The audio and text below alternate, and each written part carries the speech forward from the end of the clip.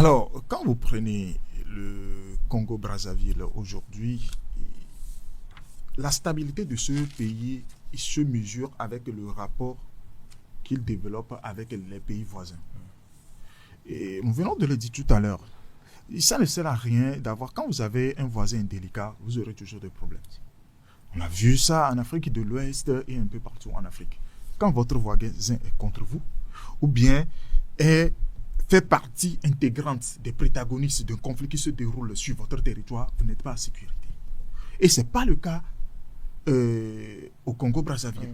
Malgré qu'il y a beaucoup de pays qui sont en conflit autour de ce pays-là, mais le président congolais a développé un leadership qui permet à beaucoup d'organisations en Afrique de demander son apport pour la résolution de cette crise-là.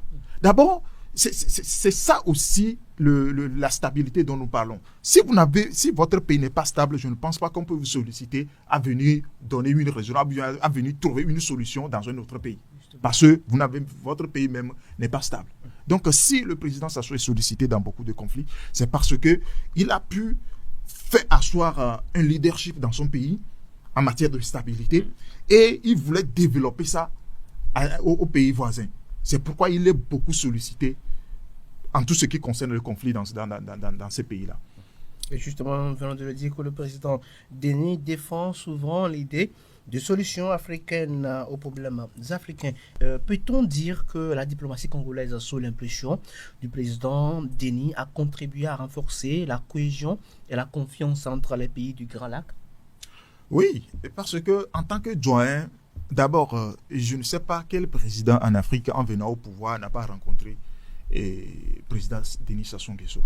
Ne serait-ce que pour apprendre de lui, pour prendre connaissance de certaines réalités, parce que quelqu'un qui a fait déjà, c'est vrai, il est venu en 1979 et il est parti en 1992 avant de revenir en 1997 jusqu'à ce jour. Donc, il connaît la réalité de beaucoup de pays.